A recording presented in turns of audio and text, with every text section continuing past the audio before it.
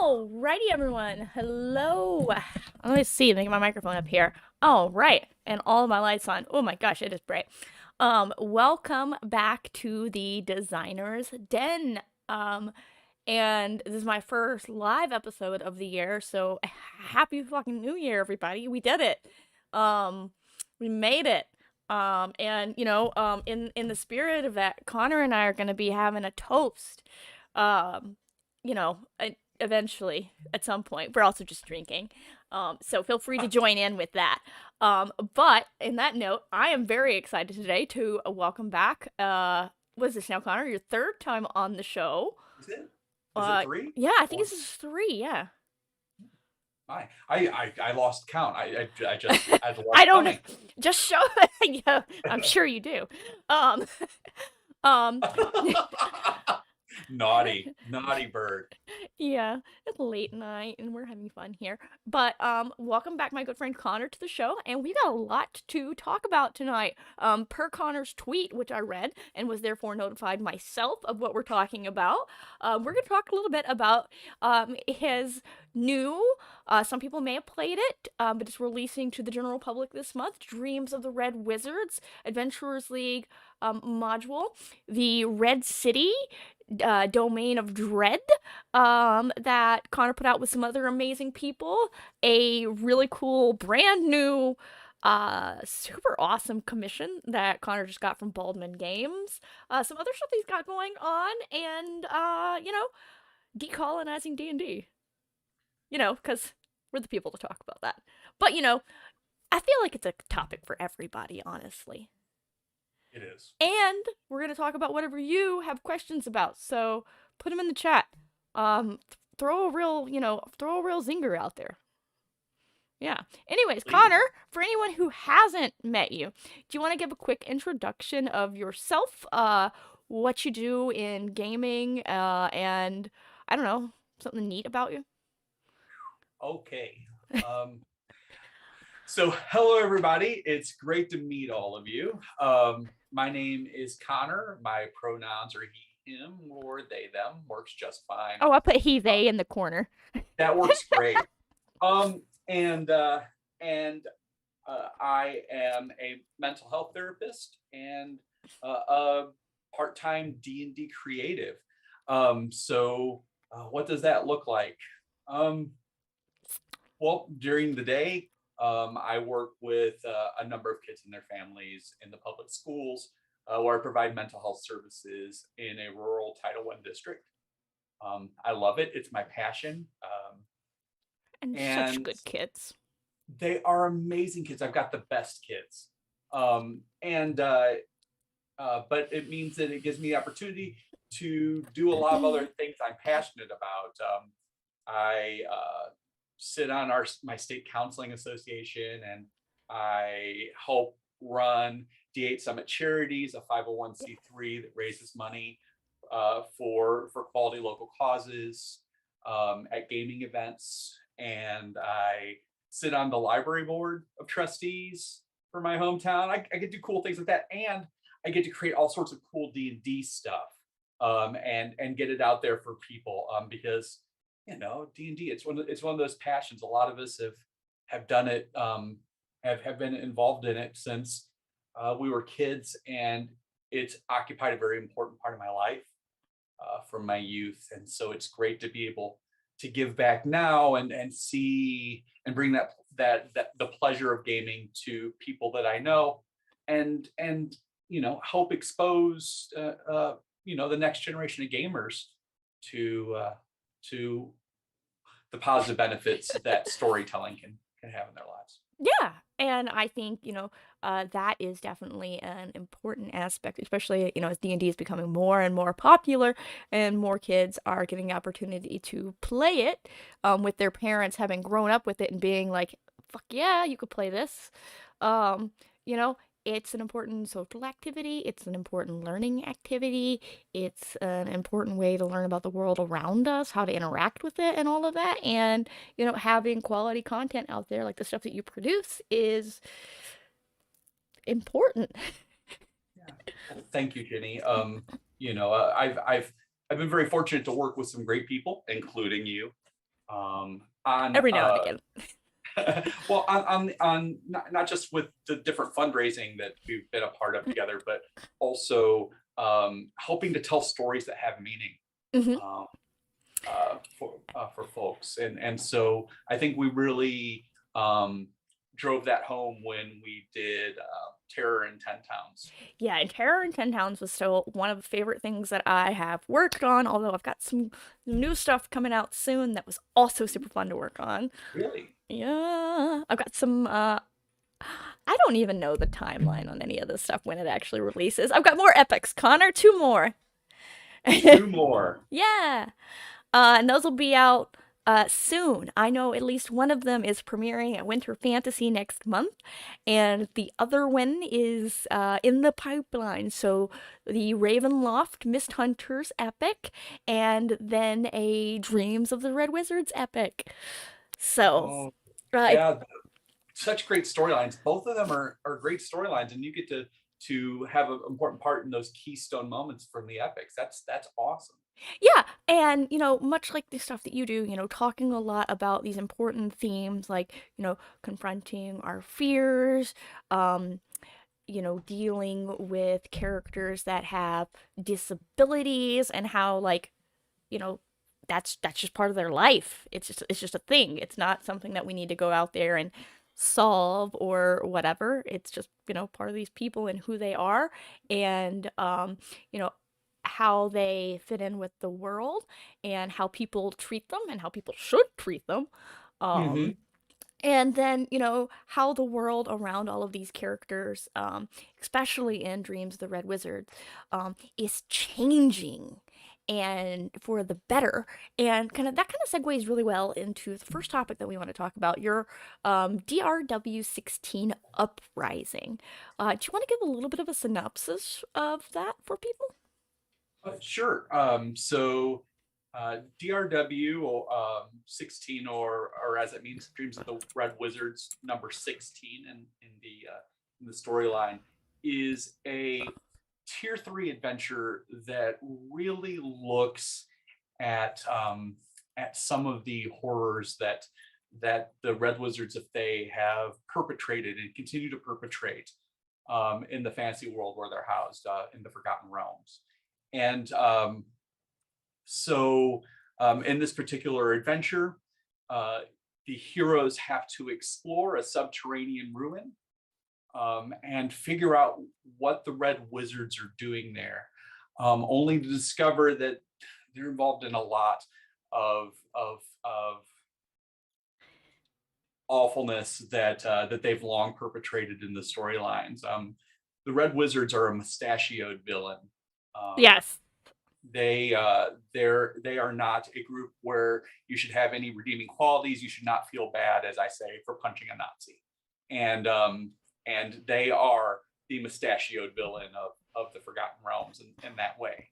Hmm. And so absolute content warning, because it deals with heavy topics. The Red Wizards, if they engage in slavery, um, they will work you until you die and then reanimate your body and work that some more. Hmm. This is not a group that you should feel good for, and they do it just for power. Hmm. They're not trying to change the world for the better. They're just trying to advance their own interests at the And expense of everybody else. And in this one, characters find out that the Thayans have been fortifying buildings in a long lost city that has very interesting technology that was thought lost. Mm-hmm. So, this point in the storyline, the characters get to go and figure out why are the Thayans there? Like, what is their interest in this place? Because if they're interested in this place, um, it's obviously not for a good reason. So I got to get to the heart of the mystery there and stop whatever it is, which kind of ties into the larger overall storyline of the Thayans having been running a slaving operation and kind of the larger overarching storyline throughout this whole season of content with it has been trying to find the details on that so that we can stop it.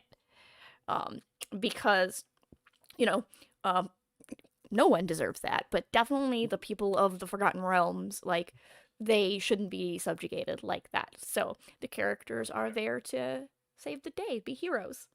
Right. And so in the story, it centers on learning what's going on there, and then realizing that that these people who've been taken captive are plotting their own freedom.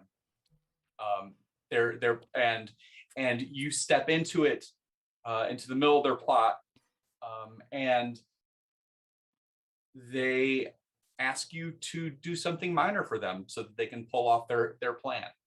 Yeah. And it's not really, this is not really the sort of adventure tempo that a lot of folks expect, because a lot of folks expect, oh look, they need their freedom and they're going to invite us to come in and fight their way out of this for them.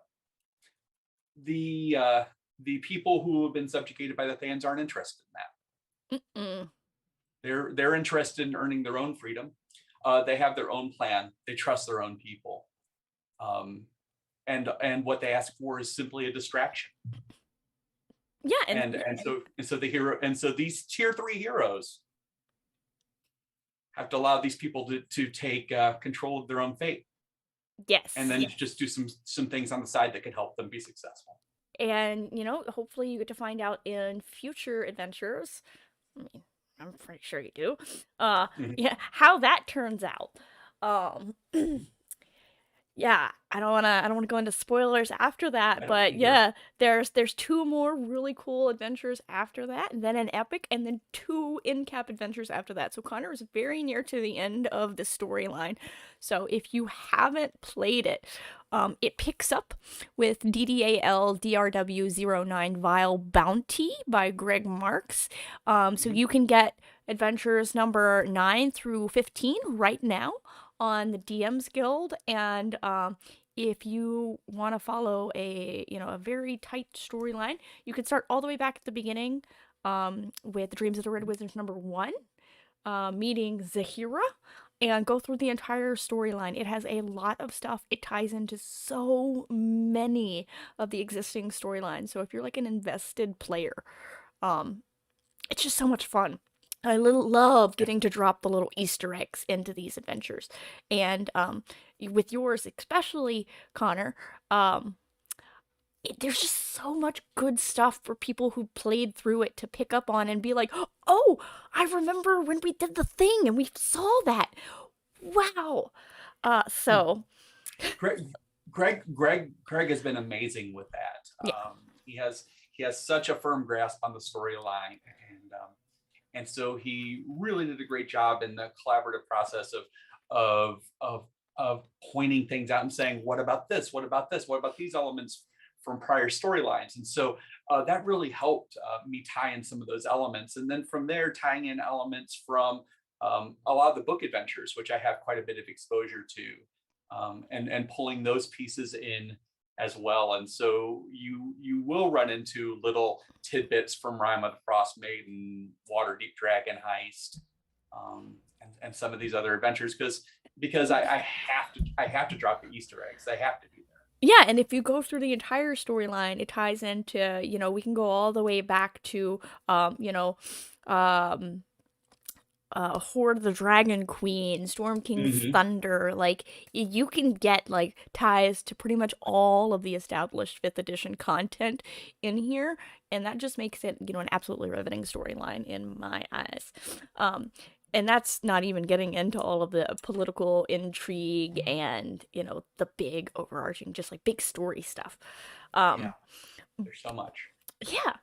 So speaking of like big story stuff, you worked on the Red City, which is a big domain.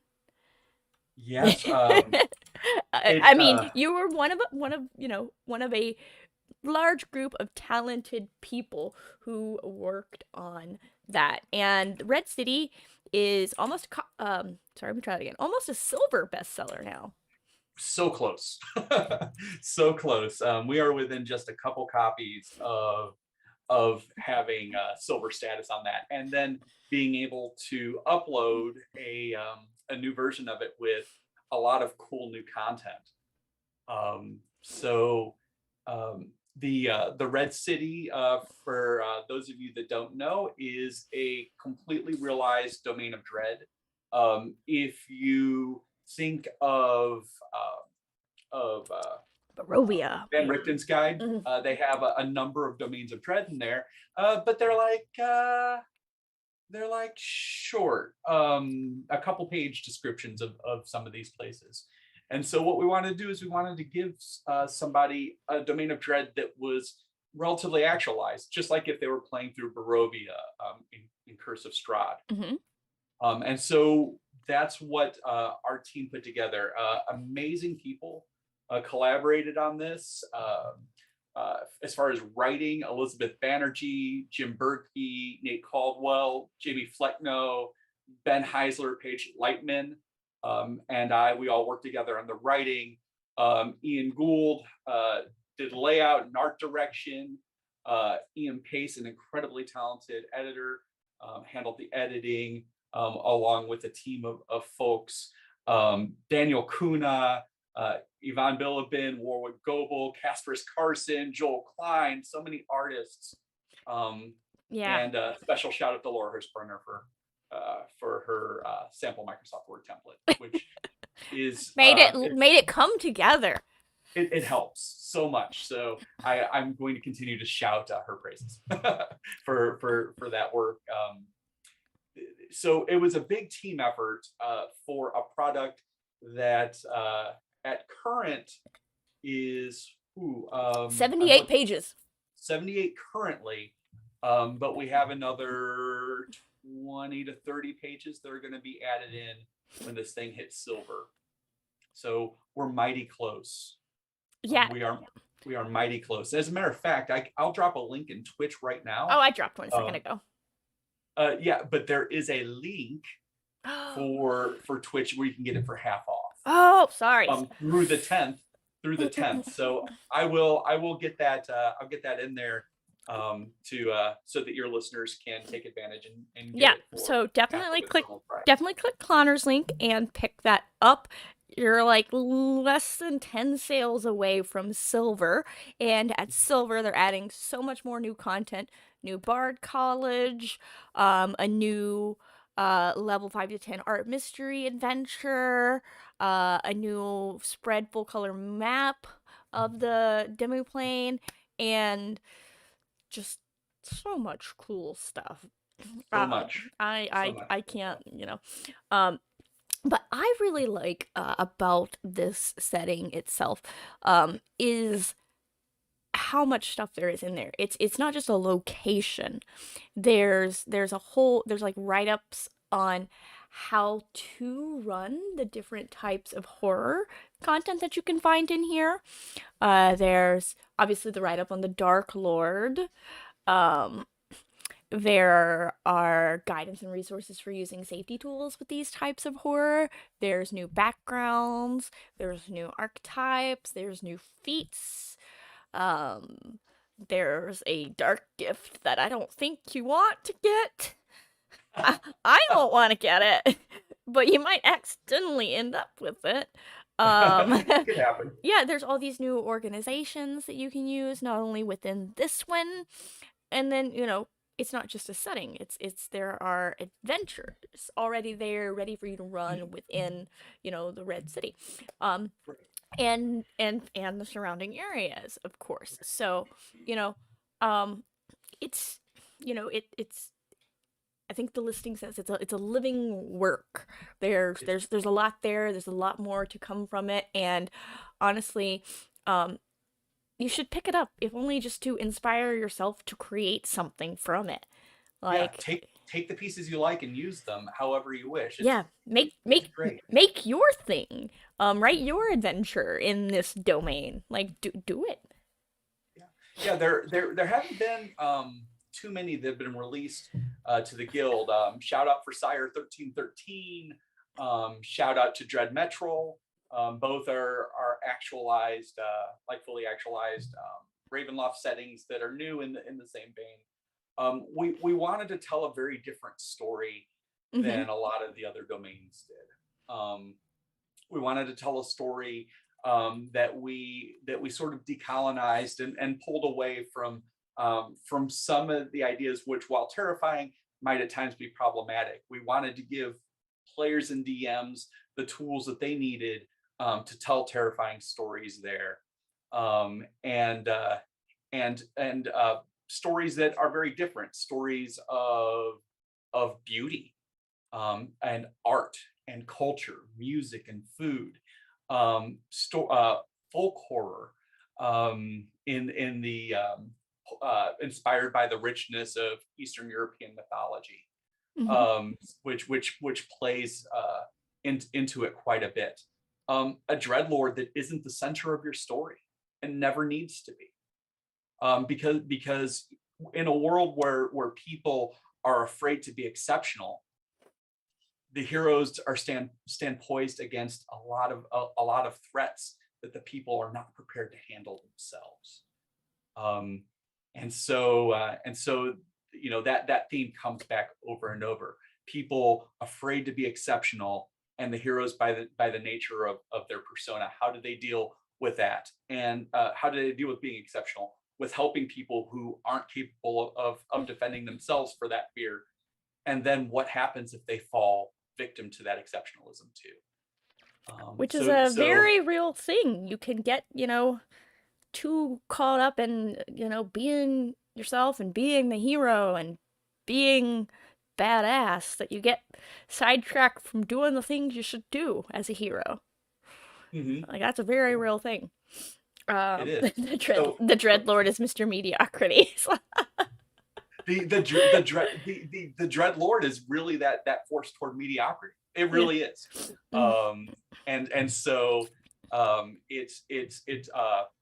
you can tell very unique stories in it. It's also technologically advanced. It's early Renaissance, Mhm. and so some rules and guidelines to running early Renaissance D&D can be found in there, um, and so much inspiring art, new monsters, like just the pieces that people tell me. Now, one of the great things about that work too is that it's an unfolding work, meaning that every time it meddles, we add more content. The content that we add oftentimes is the sorts of things that we wish we had ready months ago. Mhm. Parts of it, though, are things that people ask for. They're like, I bought this setting and I really wish this was in it. Yeah, so like if you've bought it now and you want something, leave a comment. Uh, Yeah, leave a comment, because le- we read them and we try to incorporate those things. if you want Connor to love you forever, leave a review. Yeah, we've got 3 5 stars, which is pretty solid for You know, DM's Guild. you know what? Let me back that up even further. If you want any creator on the DM's Guild to love you forever, leave a well thought out review. Like honestly, Mhm. it doesn't have to be long. You don't have to pour your heart and soul into it. Although if you pour your heart and soul into it, I will love your heart and soul. Right? Um, yeah, reviews. They're just so Review. nice. I've gotten so many reviews where I'm just like, oh God, they're being so mean and awful, but they left a review. I love it. I, it looks like Chili Draws went right to the firearms and cannons section. Yes. There's information on cannons, and using cannons in your games, uh, including why cities don't really have walls in the Red City, and it's because of cannons. Yeah, I mean, walls are a little bit like it's a lot of effort to put a wall up just for someone to shoot a cannonball through it, Right through it. right through Mhm. it. They don't provide much protection. Um, Which is why Travis Woodall is firmly anti firearms of all sorts. mhm. Very Yep, much yeah, pro wall. We're building the yep. wall around this kobold warren, and you're never gonna get in. And even if you do get in, we're gonna stab you, all 1,000 of us each once. Uh, Death by a thousand cuts. Yes. Yeah. I, So I believe it is 1,000 tiny deaths. Thank you. Um, but so if you want to pick up some more stuff from Connor, You've also got out right now a campaign bundle, Land of the Midnight Sun campaign. So that's one of your um, Dungeon Craft series. It Um, is. and I dropped the link for that for everyone. So that was back with the Plague of Ancients. So for everyone, Plague of Ancients went along with Rime of the Frost Maiden. So that was the Mhm. Dungeon Craft. So Dungeon Craft being community created content. So that was the Dungeon Craft stuff that went along with that, and um, there were how many of these? Four, five, four, There's four. 4 adventures in there. Yeah. Four 4-hour adventures. And each one, so these adventures were meant to be run together as a campaign. Mm-hmm. The campaign can take you from first level to fifth level. Each one is actually set up so that you don't need to adjust it. If you start it with first level characters in the first adventure, the second adventure is set up for second level characters, the third adventure for third, and the last adventure for fourth. It really gets into some of the older D&D content It that players brings met. back your favorite NPC. Oh, there are a few NPCs I really like, but yes, my absolute favorite is in there. Um, Jenny uh, Greenteeth. Jenny Greenteeth. Oh wow, the stories about her from hundreds of years ago. They were the icing on the cake as I continued to read those. How she used to pull people to their death in streams. Um, it's but Jenny Greenteeth, as she exists now, she is a Fey Lord in the Quivering Forest just outside Flan, an area made famous by early D&D Adventures League, but even before that, the old Pool of Radiance video games. Yes. Right? Oh, we're getting drinks. Oh, we're So I I sorry. I Sorry, I forgot to tell you. We oh yes. we're getting drinks, So everyone. I want to thank some of my players from one of my pro DM campaigns for this 16-year aged rye Canadian Crown Royal. Um, I want to thank my so Instacart driver who went to the store and got this for me as we were quarantined. thank you, Instacart driver. So I I will mean, pour some of this. um, I know, right? Um, but that said, Ginny Greenteeth is an absolutely phenomenal character. There's just like so much lore, so much like history there, and like a lot of people come into it, they're like, "Oh, she's a hag." Okay, so I know exactly what I'm getting into. But do you really? Because she's the sort of evil that you can work with. She's a very she's a very reasonable villain. She is. You Surprisingly. know, But absolutely does that mean she's predictable? Absolutely fucking not. not at all. She asks the heroes to go and retrieve a mithril hand mirror from Icewind Dale, and she uses a magical snow globe to send them there. And then from there, what seemed like a small thing ends up being a huge kerfuffle. There's the weather, the eternal night that's going on in Rime of Frost Maiden, the terrible weather, the hordes of undead, a murder mystery that the heroes are thrown right into the middle of. It has both a dungeon and a dragon in the adventure, which is something I'm very proud of. And uh, it brings back one of the more prolific uh, and powerful Fey Lords that was mentioned many editions ago, the Prince of Frost. Mm-hmm. The So Prince of Frost is such a cool character. he is such an amazing character with great story behind him as well. And then you see the political rivalry between Jenny and the Prince of Frost. I mean, And because you get to be stuck in the middle of that. And I feel bad for all the adventurers. for all of her niceness and everything, she's still very ambitious. She is. Like, She is motivated by her own power, well, of first course, and foremost. Um, aren't we and all? so I think so. Um, so that sets her up at odds with the Prince of Frost in this story, and the poor heroes are caught between these two forces, both of which are very arguably quite evil. It sounds like a very frosty relationship, says Zardak. Ooh, Ooh. ba-da-cha. I love the puns. Keep it coming. So what else do you have on the horizon? I know you just got a new commission. You got some other stuff coming up. Are Good. you writing any more Jenny Greenteeth? I am. Always, Okay. So always. always, I gotta keep All right, that what does love everybody going. else want Connor to write? What else should Connor write? Let's, Well, let's just take a poll while Connor tells us what he is writing. do it.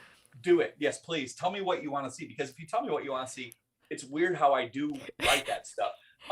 Because I'm just like most creatives. I want to put things out there that people are going to engage with, that they're going to enjoy, that's going to add a net positive to their life. So What do you want to see me write? Heck. What, you right, know what? yeah. What should Alan Ginny, what should Alan write? what should Alan write? Yeah, write that down too. What should we I all hear he write? likes worms. Yeah. Um, but he will write things that are not worms. Many things. Lots of Many things. things. He's Yeah. writing fan things right now. He wrote a great Star Trek Adventures game. Oh God, yeah. It was so much fun. But anyways, Connor, we digress. What are you writing? Okay, so I am also putting together something that's going to debut at Winter Fantasy. It is That's Moonshade. really soon, everybody. So It's really soon. everybody, Moonshade, cross your fingers and send Connor like an imaginary drink. all of the positive vibes. I'll take all of them. Yeah, that's what I meant. I'm writing I'll announce it. I'm writing Moonshade's DRW2, which is called Unsee the Unseelie. And so I get a chance to hop back into my wheelhouse, which is fairy tales. So populated by all sprites and all NPCs only deal 1 damage. Done. I love it. Unsee the Unseelie is an adventure about a very, very typical fairy tale, in that you're warned from an early age not to enter the woods because there are dangerous things in the woods. There are, of course. The woods, they go bump in the night. They do. And when people begin to go missing, you're asked to go investigate, and what you find is a little bit deeper than what you expected. And it's meant to set up a really strong moral choice, which causes the adventure to end in pretty dramatically different ways. Yeah. So the D&D Seelie Unseelie are way too normal, said Reverend J. Which, okay, all right, I'm not gonna disagree outright with you. I will say though, in the Moonshade's stuff, specifically, they've leaned a little more heavy into the, I guess, older lore, the more Celtic type stuff, where the Unseelie are, you really just don't want to fuck with them. Right. The Seelie you don't want to mess with either. I mean, but the Unseelie are definitely hands off, and I appreciate that. Having led the creation of the At Jenny's Request series, which also dives very heavily into Seelie and Unseelie politics. Wrote some Raven Queen, or no, did I write it or edit it? I don't know. I worked on some Raven Queen stuff, and oof, some of the Fae over there get real. They do. Real. They do, and touchy. and yeah. So doing the Fae justice is something that's very, very important to me, Rev J. Very important to me. That those old stories are honored. And that those key ideas are brought out. And so you do encounter Fae, and then learn that the story isn't as easy. It's not just abductions. There's a lot more going. Midgard does it well. The Midgard setting. The Midgard setting does do it well. I love the stuff that Kobold puts out. And how they handle the Fae, um, is absolutely. I agree. It's very well done. It makes them feel very intimidating, very intense, very oh shit, I crossed them. I'm Mhm. gonna die, aren't I? Yeah, and if you're looking for some of those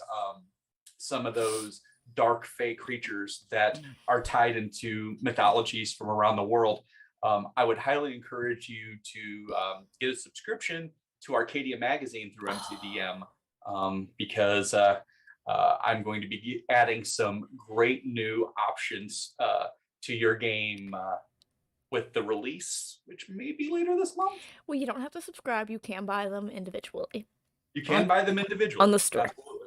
So if you just It, want the one, you can just buy the one. mhm. Otherwise, their Patreon is. Yeah, it's exceptional. I'm very proud of me still being in on that grandfather $5 tier. it, yeah, it is a great product, and there are some fake creatures that are tied into, like I said, mythologies. One of the things we talk a lot about the Fae and the Celtic myths of the Fae, but in truth, Fae spirits, nature spirits, um, that's a They're doing a worldwide lot of fae stuff. phenomenon. There's a bunch of like fairy stuff in this one.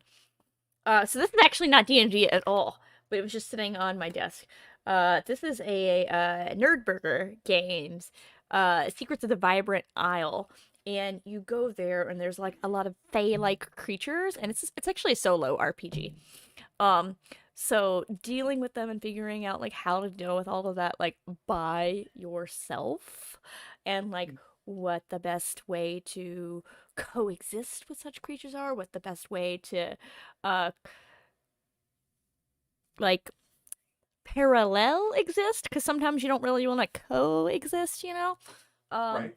and so having like just like so much stuff lately where it's very like fae influenced and very like otherworldly, and like okay, so we're like we're going along with our little lives, and you meet someone who offers you a deal. Hmm. It's a really good deal. You gotta love them. I love good And deals. you're There's like, never a downside and I'm ever. like, and I'm like, yeah, no, it's a really great deal. I should take it, right? And they're like, yeah, it comes at a price. And I'm like, yeah, no, I know how shops work. The price is not what you expect. Yeah, I know what sales tax is. Sorry, that's a meme. Um, No, yes, yes. um, So I believe I'm going to do justice to the Unseelie Fae. I hope so. But by If anyone's all going means, to. yeah, play it at Winter Fantasy. Buy it when it's available. Um, tell me. Oh, yep, it Jonathan is that. Strange and Mr. Norrell, I love it so much. The BBC show is so good, but the book, yes. Read, you know, both. Just do both. Both. Um, God, it's such a good series.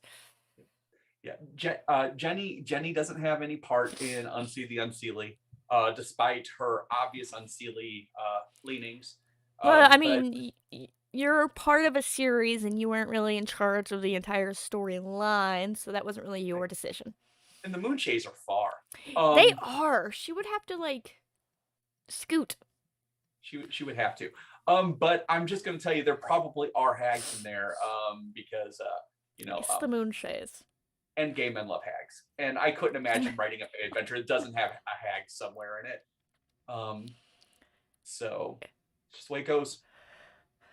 I think I always end up putting a goblin in mine. I don't know. I don't know why. Goblins are great though. I mean, it's really good creatures to kind of that moral quandary of like, obviously the humans, we're not very smart and we don't know whether or not to deal with the Fae. But you throw a goblin at it. The goblin's like, "What's the deal? This deal, it seems bad. It sounds good, but it seems bad." You gotta love the way that your Sword Coast goblin sees the world.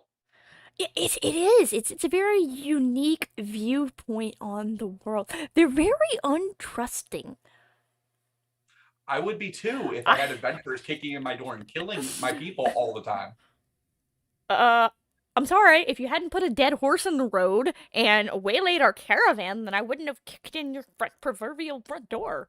Alright, lost minds of Fandelver? Oh, they didn't have a choice. I know. Clark was the one running that show. Clark is a meanie. Clark is a meanie. I can Down with the I was hobgoblins. Goblin freedom. I ran that adventure for a family, a father and 4 kids between the ages of 5 and 12. That particular adventure, and they decided that they were going to see Clark overthrown and replaced by a new Goblin King. One of the goblins that they consider to be more agreeable. They crowned him at the end of the adventure, and the kids just thought that was the greatest thing. So I ran it not terribly long ago. I run it mostly through Start Playing Games for groups that have never played before, and I don't run it by the book. There's a book. Toss it. yeah. Um, they started a forest fire. Oh. And things got kind of out of hand. And they burned down Phandalin. Oh. But the goblins were very gracious that they realized the goblins were nearby because they started screaming, and so they were helping save the goblins, and things got way out of hand over here. And so the goblins ended up partnering with them and helping rebuild some of the town. Huh. A little bit, not like the whole thing. It was just like they felt really bad. They're like, we should have brought Smokey the Bear with us. Oh, only heroes can prevent forest fires. Or start them, whatever. Or start them. It was neat though to see these kids interact with the goblins. They didn't immediately see the goblins as people to be beaten up. They saw the goblins as being victims also in the scenario. They are, and they wanted to help them. It's great seeing the game again through the eyes of a child, because they see things that a lot of times we miss. We're older, we have biases. Although, not all children are sweet, naive, and innocent. Some of them will come up with the most descriptive ways of murdering things. Fair. Absolutely fair. God, the first child that I had in a gaming group was at the gaming store that I used to run 5 to 6 games a week at in Knoxville, Tennessee. And this kid was like 10, super mature for a 10-year-old. Okay. And sat down and we're all like, okay, we're gonna be nice and we're gonna like, not be gruesome and everything. And then this kid's like, okay, I'm gonna be a barbarian. And we're like, okay, that's a fairly simple one. Yeah, cool. And then like the first one he gets, and he gets a crit on, he brutally describes how he beheads it and the blood is gushing and he grabs it by its ear and he waves it around. He's like, does anybody else want to be this guy? I'll drink your blood too. And then it's just like, oh no, that's bad. I won't drink your blood, but I'll take your head. And we're all just like, oh. There will be no peaceful negotiations, huh? It's aggressive negotiations in the vein of Firefly. Oh yeah, no, completely, absolutely advantage on all intimidation checks from that kid. We were just like, like we'd roll up on new places and everyone would be like, would you like to surrender? And they would be like, how is that for a negotiation? And they'd be like, would you like to send the barbarian or would you like to surrender? And then the barbarian would whip out like 5 orc heads. Would you like to surrender? Oh. Yeah, kids around the table are great though. By all means, if you can run for them, do it. Yeah, I'm gonna mess because they will challenge you as a DM. You will grow as a DM. But you'll also, I mean, like for me, honestly, my favorite thing is to see the game again as if I were young. And that just keeps me good. That just keeps me feeling good there. For me, it's just God, yeah, no, that's great. Never would have thought of it. Whether or not it's actually great, sometimes it's terrible, but it's like the thought literally never would have crossed my mind. Terrible Gross. is great too. Sometimes the terrible plan is way more fun than the great one. You know, it's okay. You could sit and debate an hour and a half what you want to do, but sometimes just having a 5 minute conversation and just letting the chips fall where they land is way better for the story. But in general though, kids, adults, whatever, I love running games for brand new players. You never know what they're gonna come up with. Oh yeah, it's the best. Especially when we've established, like, don't worry about the rules. You tell me what you want to do. Just be like, I want to do this. Explain it really well, and I'll be like, okay. We're gonna figure out how you do the thing mechanically. That's that's secondary. And they'll just like throw out like I don't know. What are some of the most off the wall suggestions you've gotten? Anyone, honestly, whether it was a new player or an old player, what are some of the most off the wall suggestions that you've gotten from a player or a fellow player? Oh, there are so many. So at one time in Lost Mines, the heroes encountered a flame skull, who was pretty much told, just guard this room and I'll be back later, and then the person never came back, right? And so they said, nice. yeah, and but the flame skull is polite enough to say, if you enter this room, I'm going to have to kill you. And then they're like, well, but what have we done in the room? He's like, well, I mean, I was only told to kill people to enter the room. So if you don't enter the room, you're fine. And they're like, well, like, he's never come back. You must be kind of bored in there. He's like, well, yeah, it's been a few hundred years. I don't have any books to read or anything. They're like, well, people usually die after a few hundred years. He's probably dead. But if you come with us, I mean, there's probably going to be ample opportunities for you to burn things at the very least. I mean, so then they end up having a flame skull that follows them around the rest of the campaign. Honestly, that's a good point. They've got a great point there, though. Humans die. They do, and it's just like, so they name him. His name is the Aldabor, the flame skull. He follows behind, cackling maniacally and shooting rays of fire everywhere. And they loved him. It added so much levity to their game. So. Okay, but Zardak down here with the have a gnome sitting in a portable hole and putting it in a portable hole. Okay, but like, what does your gnome think is going to happen there? It is clearly stated. Yeah.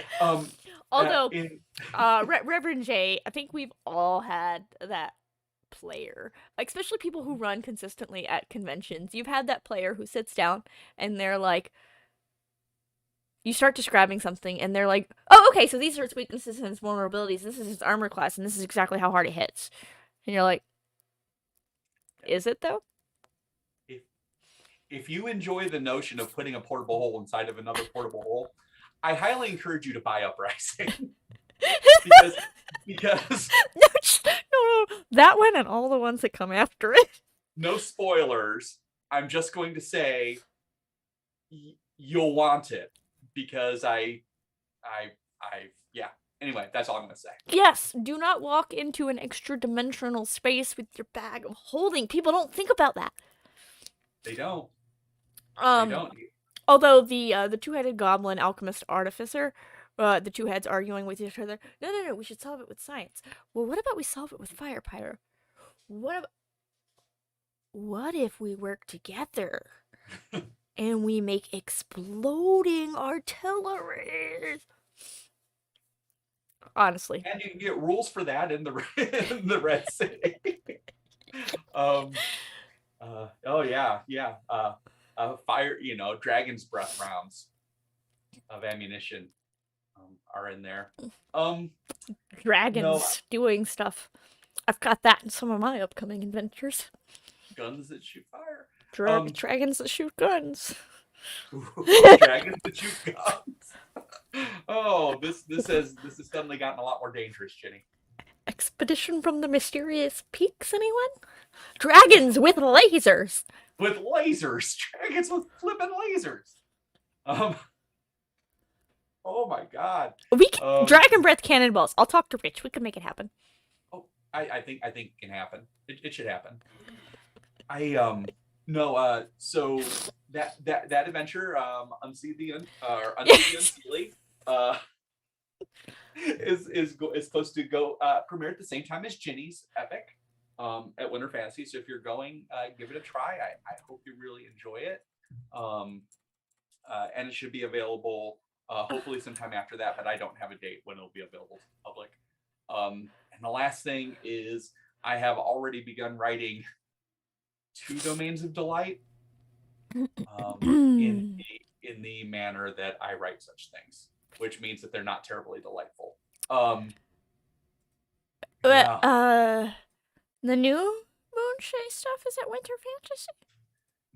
This Oh particular yes, one yes, that yes, I'm yes. writing now will be. Unsee the Unseelie. It is in slots 3, 5, 7, 9, 11, 12. Mm-hmm. Yep. For in-person play. For online play, I'd have to look up a different thing. Yeah. So there's that. And yeah, I've got 2 Domains of Delight. And one of them Uprising is available in slots 11 and 12. is it delightful for all the hags that live there? The first one doesn't have hags, but it is. It's actually the Vale of Eternal Night, Mm-hmm. the home of the Prince of Frost. And the other one is a little bit more of a pleasure piece. It is. I've really been getting in lately into the Old Gods of Appalachia podcast. If you like horror serials in the radio style, it's absolutely worth listening to. And I decided that in that vein, I wanted to tell a Domain of Delight story called the Quivering Dark. If you're playing Winter Fantasy Online, Unsee the Unseelie is in slots 7, 9, 11, 12. 7, 9, 11, 12. And Uprising is in 9, 10, 11, 12. You just swap your slots around, Connor. Gosh. There you go. So plenty of opportunities to play that. Please. Within the month, not within January, but within the month. Yeah. It's a Tony has been great, and I've been given a lot of freedom to tell this story in a manner that I think does justice to the notions of the Seelie and the Unseelie, that does justice to a storied setting such as the Moonshades, because there's so much history there, and so I got a chance to really do that. I appreciate it so much. For Moonshades Adventures, there are many different endings. So sometimes there are definitely options for some of them. There are varying ways that you can choose to end it. Obviously, because player agency is a very important thing. Like you can make, very important choices diverge throughout the, and then depending on where the majority of the group chose who starts the next adventure kind of determines where you start and how you start out, and then you get to diverge again and again and again, so on. So yeah, it's a very interesting storyline in that aspect, in that it's not, God, I can't get away from choose your own adventure, but it does have branching paths, and so and Dreams of the Red Wizards as well. Like, the choices that you make affect how the story goes on. Like, if you choose to ally yourself with certain other faction elements throughout Dreams of the Red Wizard, like, that gives you stuff. If you don't choose to do it, obviously you don't have that stuff, but then you get other options later. And so, like, all of these choices that you make, like, that's one of my favorite things about both of those storylines, is that the choices you as a group make are very impactful. All right, Connor, I just looked at the clock. Oh my. Okay. Oh my God. And what time is it? It's 10 o'clock. We've been at it for an hour. We've been at it for an hour. I'm glad I looked at the clock. Otherwise, we'd have been at it for an hour and a half. Um, it's just so much fun to hang out with you, Jenny. I apologize. Gosh, don't ever apologize about that. I think we covered all of the pertinent topics that we were set to talk about. DRW, Red City, your commission, other stuff you have coming on. Yeah. So that said, I know, never looked at the clock. My mistake. Rookie mistake. But that said, Connor, do you have any final closing thoughts you want to share? Any projects that you definitely want people to keep an eye out for? Um, and and then after that bit, where can people find you online and all that jazz? Where can they play games with you? Gosh darn it. Okay. All right. So a couple different ways to get in touch with me. But as far as upcoming things, Uprising should be releasing later this month, and in 2 months, Unsee the Unseelie should be out. I am working. And Connor and I will both post that all over the Twitters. I'm working feverishly with these domains of delight because I want to get them out there so that people can begin telling stories there, either running some AL games in it or using the setting in their own home game to tell stories that they like. So those things, but I don't have a date on when those are going to be out yet. The next online gaming presence I think we'll have is going to be Mayday's 10 Day. So Jenny, hold on to your pants.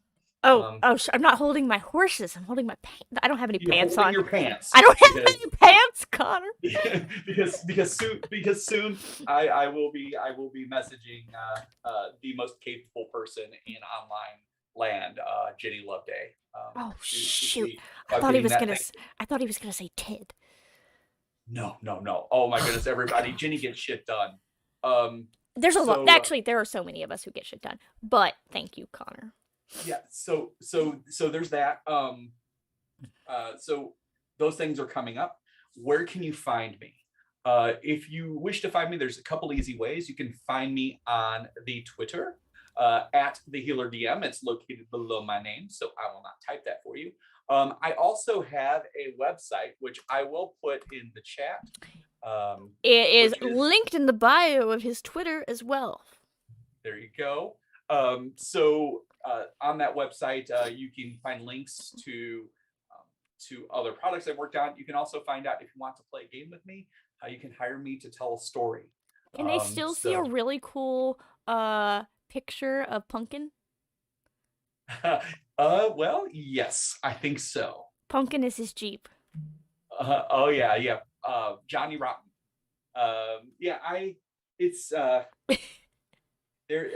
Those are the easiest ways to get a hold of me. And if you want me to run a game for you, I do that through Start Playing, which is linked on your card. It is. I'm very proud of my reviews there. I work really hard to give people just really awesome games. So you can always hit me up there if you're interested in having me run a one shot for you, or if you're looking for a campaign. And otherwise, find me at conventions. Things have been a little bit weird lately because of COVID. But I hope that once this Omicron thing dies down some, I'll be able to head back out and get hugs again, because I miss all of you. I know. One final question. Well, maybe not final, but one more question from the chat. How many adventures do you think will be included in the Domains of Delight when you get them all out there? Well, so the Domain of Delight, I'm gonna put in one AL legal adventure each. Hi, Dyson. Hey, Dyson. I'm going to put at least one AL legal adventure in each, and then I can look to see what I'm able to do before they tell me I'm not allowed to write anymore, because Adventurers League puts a limit on such things, right? You could probably get. I mean, they got to be separate products, but you could probably get more than one in each domain. And I can bundle them too. You can bundle them. Look at there. See? Problem solved. Yeah, now that I know how to bundle, I figured these things out. I could have told you how to bundle. I know. I just had to figure it out on my own. Ask for help when you need help. It's okay. We're here for you. Anyways, though, before we end up talking for 2 hours, you can, as always, find me online on everything now at Jenny Loveday. You're pointing the wrong way. I'm over here. Oh. Here. At Jenny Loveday on everything now, including YouTube. So excited about that. I got my website, jennyloveday.com. You can find most of my stuff there. I need to update my website. You can find me. I am going to be, I don't know if I'm signing up to run general games for January BDDW or not, but I will be streaming one of our Baldman Games streaming games for the month. I am streaming a Feywild game, The Landscape of Historian LaFay, by Gabe Hicks, and I will be running that on Sunday. Sunday is the 23rd at 3:00 p.m. and that'll be over on the Baldman Games Twitch. That's Baldman_games. I'll link that all over YouTube. Don't worry about that. Both on mine and the Baldman Games. Gabe is amazing. That would be a real treat to watch. It's gonna be great. The writer. Yeah, if you want to see my players awkwardly rhyming for 45 plus minutes, tune in. It's gonna be great. Also, don't tell them that they're gonna be doing that. It's a secret. It's an internet secret. Nobody else will know. Other than the players that I ran this for in Florida who got to rhyme for 50-something minutes. It was all bad. It's all bad rhymes. It's gonna be so much fun. So that'll be my next thing that other than of course, Designers In. That'll be my next thing that I'm streaming. I might be DMing some games for that weekend as well, but I am definitely going to be actually, let me back that up. Definitely is a bit strong right now. I am planning on being in person at Winter Fantasy in Fort Wayne, February 2nd through 6th, if you happen to be there, only because I can drive there and I don't have to get on a plane and got some obligations. But if things get really bad, I'll be right here for Winter Fantasy. So, we'll see how that goes. The rest of my convention schedule for the year is kind of up in the air, aside from May Days, which I'll be doing from right here in this chair with Connor. But I'll be back next week for the Designer's Den. It's actually pre-recorded. I'm talking to Amanda Hammond. She was the lead designer on the Strixhaven book, and we had a lovely little chat about that, about what the design process is like for an official Wizards product, working with Jeremy Crawford, working with James Wyatt, putting together that adventure, some of her favorite parts, tying magic into D&D, and I just really love that book, so I'm super excited to talk about it again. I think it's going to be my third Designer's Den about Strixhaven. We'll see how many I can squeeze in. But super excited for that next week. I'll be on. I'm going to try to get Twitch to behave and upload it and do it on Twitch as well at the same time, but I will definitely be in the YouTube chat. I'll be on both if I can get it working on both. Twitch has been twitchy. Yeah. Yeah, and then I've got some great guests lined up for the rest of the month. But if you know anybody who wants to be on the show, definitely shoot me a message over on Twitter or contact@jennyloveday.com. I'd love to have you on the show if you've created something. If you've created something, you're a creator. Mm-hmm. It's you. That counts. You're it. You've done it. So no special qualifications needed. So that said, I think that's going to be it for this episode of the Designer's Den, right, Connor? Right? That's it? I think so. I think that's it, yeah. So until then, cheers, everybody. Cheers, Connor. Culture. Yeah. Oh, we tapped. That's it. All right, everybody. Until next time. Until next time.